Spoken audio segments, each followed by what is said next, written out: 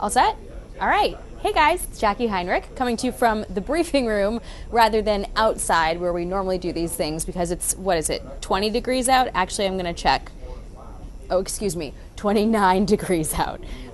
Cold enough to want to do this from inside. But we just came back in after talking to the president on his way out of town, and he told me as he was getting on board Marine One that Kristi Noem, his DHS secretary, is doing a great job, and she's got no plans to step down. Now, this is news because just yesterday there were reports that he met with Noem and her deputy, Corey Lewandowski, in the Oval Office for nearly 2 hours amid this strategy shift in the handling of ICE in Minnesota.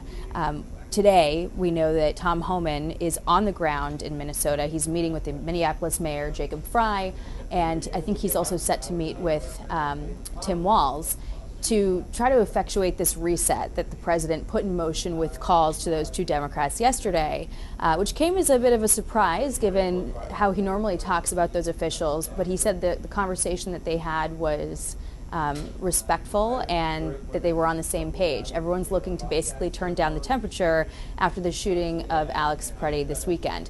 Tom Homan, who is going now to Minnesota to sort of oversee operations on the ground, brings with him a lot of law enforcement experience and institutional credibility.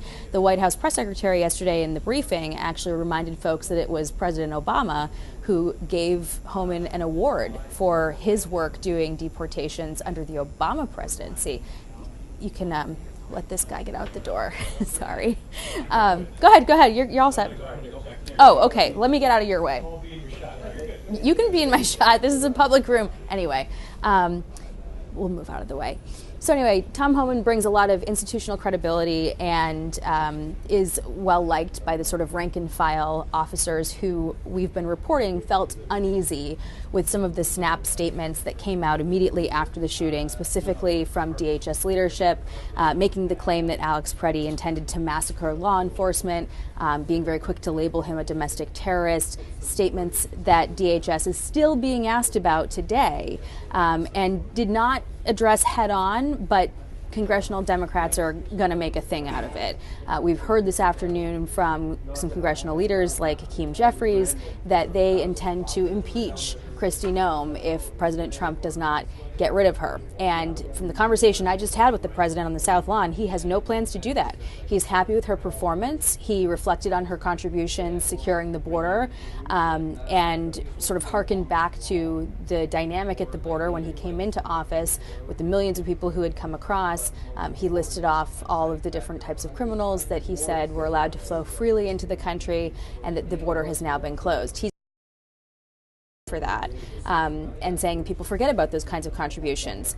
He said he's happy with her right now, but he has certainly tapped Tom Homan to effectuate a change in tone, in posture. We saw Greg Bovino, the commander of DHS, who had been elevated to this commander-at-large role, leave that position. The position was effectively dissolved, and he's returning to his Border Patrol sector in California, where he's expected to finish out his time working for that agency.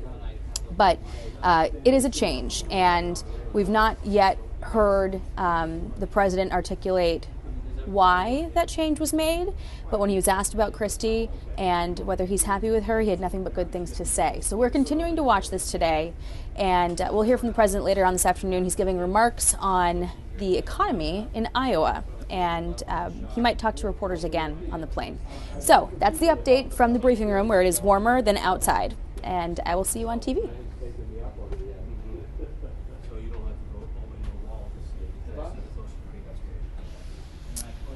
Great. Are we still on? No.